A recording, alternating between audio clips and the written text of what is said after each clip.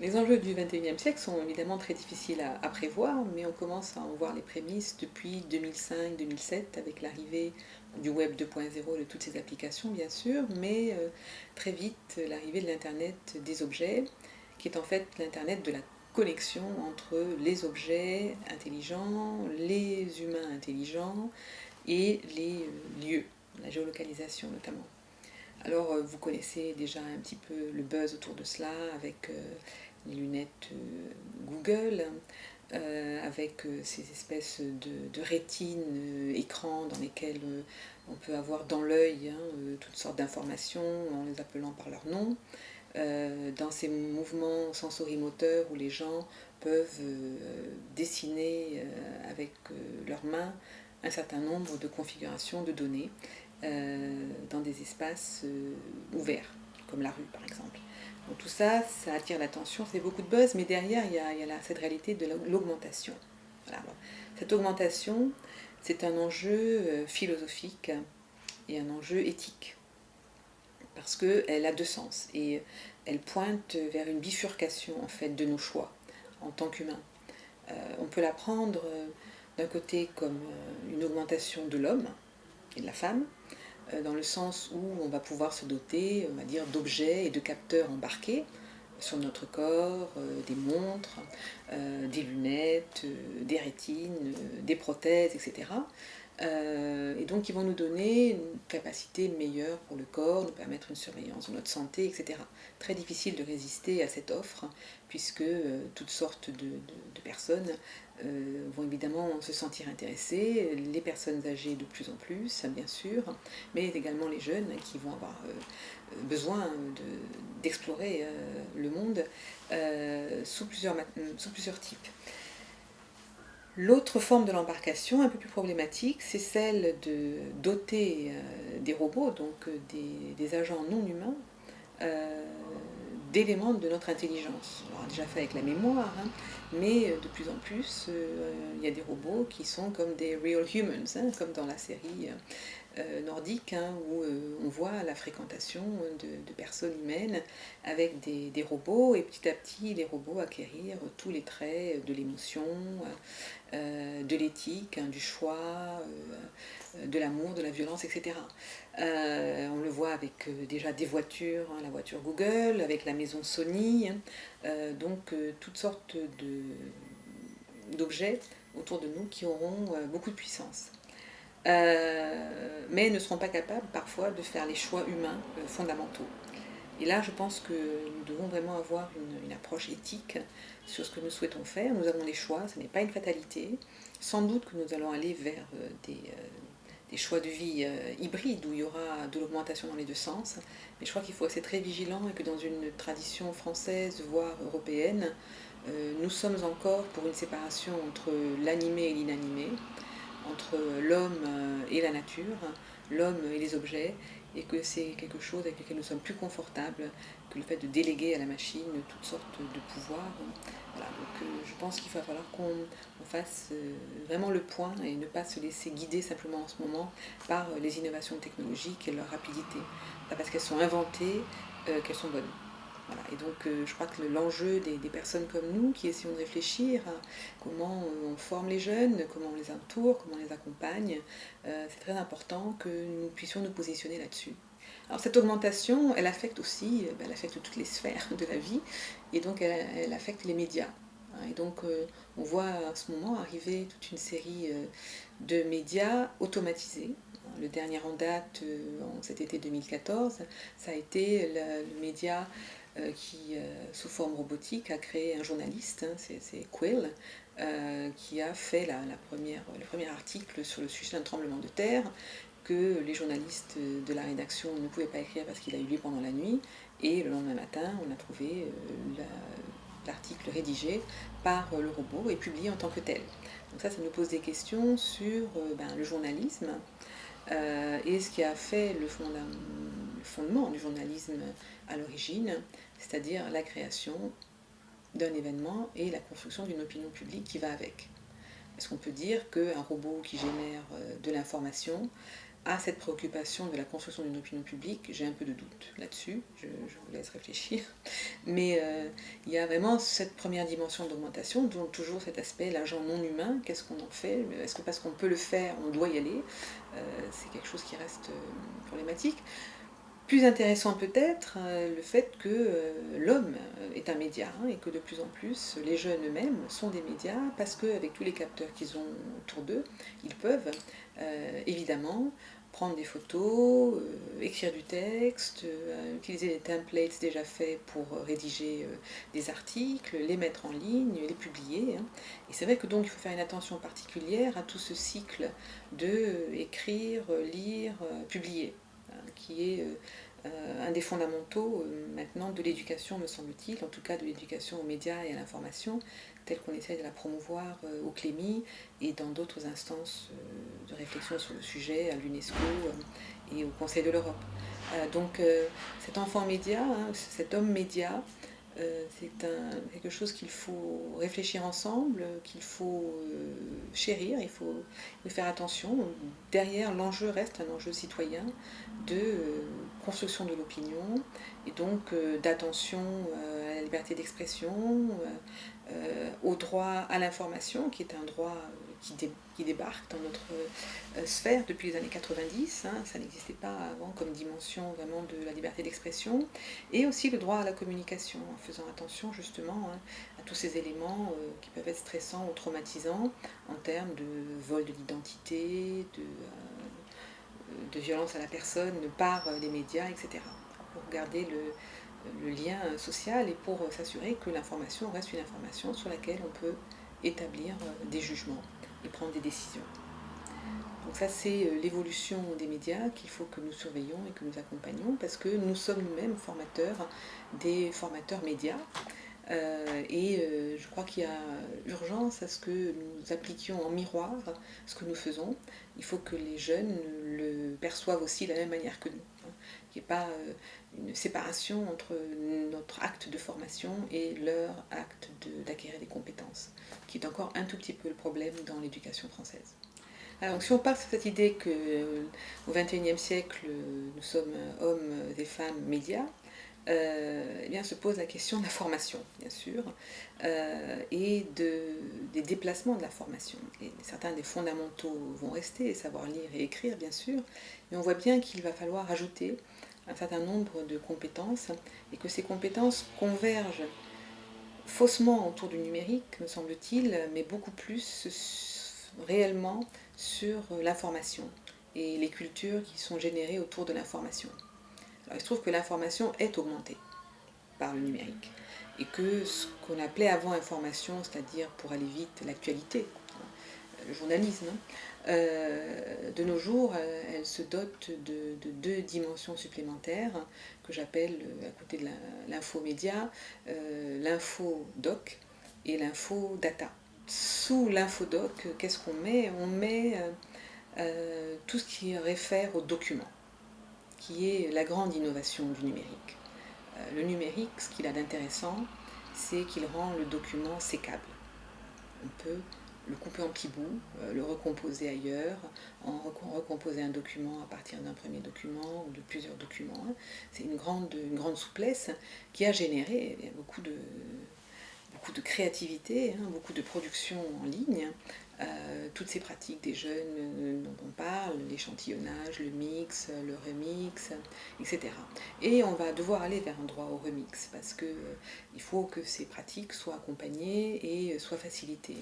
Donc le document, ce qui est important évidemment, mais en termes de construction de la démocratie, de l'opinion, c'est qu'il va falloir, malgré toutes ces transformations, que l'on puisse le sourcer, que l'on puisse l'évaluer en termes de est-il authentique, est-il fiable, est-il utilisable, réexploitable par rapport à ma communication, par rapport à mes choix, par rapport à la construction de l'information que je veux faire.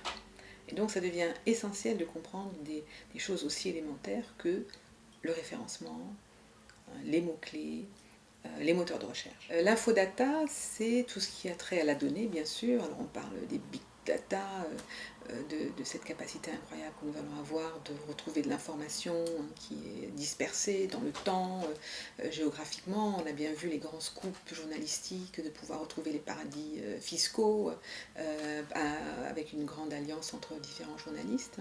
Mais la data, il faut la personnaliser aussi pour que les jeunes la comprennent mieux. Et pour eux, ça se passe au niveau de la trace, les traces qu'ils laissent et du coup les éléments d'identité qu'ils construisent et qu'ils peuvent déconstruire depuis qu'on a un petit peu le droit à l'oubli. Mais il faut à nouveau avoir la maîtrise de cette data de manière à pouvoir être cohérent sur la façon dont on se construit en ligne et du coup aussi de plus en plus hors ligne. Voilà, donc cette maîtrise de l'infomédia, de l'infodoc, de l'infodonnée, c'est ce que j'appelle les translittératies. Et donc, nous formateurs, nous devons nous former à ces translittératies. C'est toutes sortes d'éducations, des éducations transversales, mais qui ne sont pas marginales. Au contraire, je pense que l'évolution en termes de formation au XXIe siècle va mettre ces éducations au centre et marginaliser un petit peu plus les disciplines fondamentales. Voilà, donc ça c'est un élément important à mettre dans l'équation des formations. Et du coup, ça remet à mon avis en cause la notion de compétence telle qu'on l'a beaucoup développée et qui a été une avancée bien sûr en termes de pédagogie du projet, parce que je pense qu'il faut que nous réfléchissions en termes de compétences distribuées. Toutes les compétences que nous avons évoquées ou que nous évoquons dans nos formations, elles sont très individuelles. Elles tentent à vérifier ce qu'un élève, un apprenant sait faire, sait être, etc.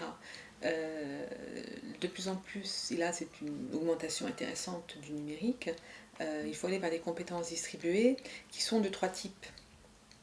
La première, et ça va répondre à la question de faut-il coder ou pas coder, c'est effectivement une compétence opératoire.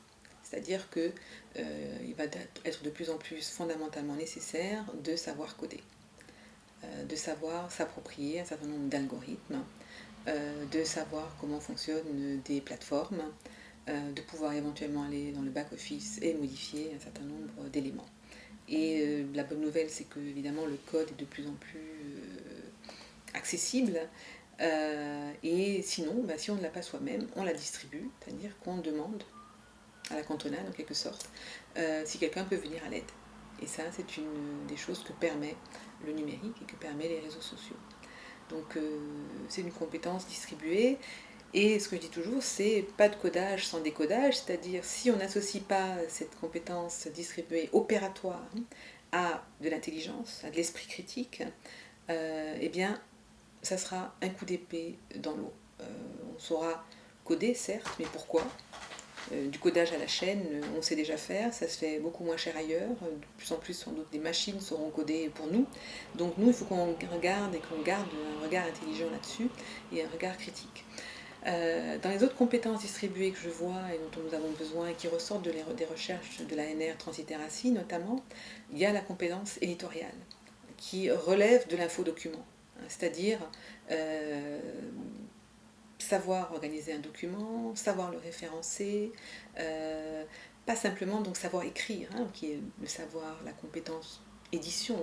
Éditorialisation, c'est tout de suite une amplitude énorme associée à des stratégies, ce que j'appelle moi des E-stratégies, c'est-à-dire des stratégies dans le numérique appuyées à des outils, des outils de modification de l'image, des outils de scénarisation du texte, etc.